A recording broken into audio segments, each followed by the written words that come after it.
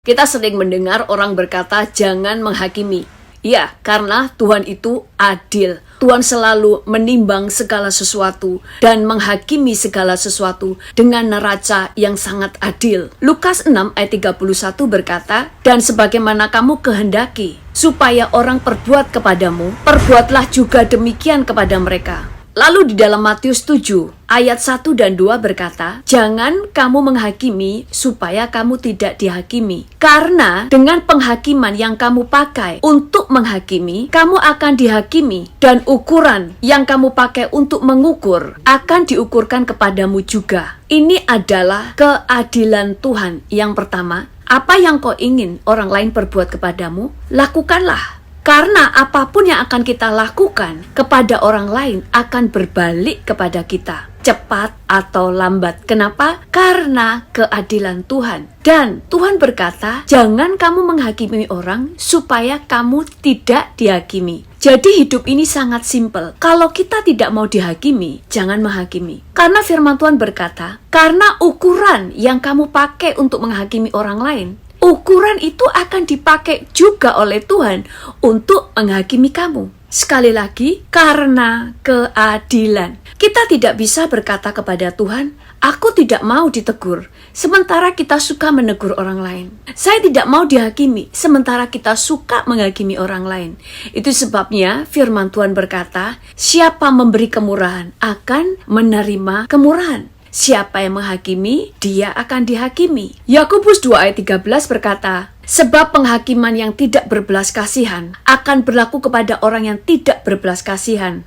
Tetapi belas kasihan menang atas penghakiman. Orang yang suka menghakimi orang lain tanpa belas kasihan, menuntut orang lain, memberikan hukuman kepada orang lain tanpa belas kasihan, dengan sangat kejam, maka ukuran-ukuran yang dia pakai, semuanya itu juga akan Tuhan pakai untuk menghakimi kamu. Karena Tuhan adil. Tetapi belas kasihan akan menang atas penghakiman, karena Tuhan berbelas kasihan kepada orang yang memiliki belas kasihan. Lukas 6 ayat 37 berkata, janganlah kamu menghakimi, maka kamu pun tidak dihakimi. Dan janganlah kamu menghukum, maka kamu pun tidak dihukum. Ampunilah, maka kamu diampuni. Itu sebabnya firman Tuhan juga berkata, barang siapa tidak mengampuni, maka Bapamu di surga juga tidak akan mengampuni kamu. Kenapa? Karena ukuran yang kamu pakai untuk menghakimi orang lain akan Tuhan pakai juga untuk mengukur, untuk menuntut dan menghakimi kita. Karena Tuhan itu adil. Seperti apa yang Tuhan gambarkan di dalam Matius 18 ayat 24-35. Di situ diceritakan tentang seorang hamba yang memiliki hutang yang sangat besar kepada raja. Dan karena belas kasihan, raja itu membebaskan, menghapuskan seluruh hutang-hutang dia.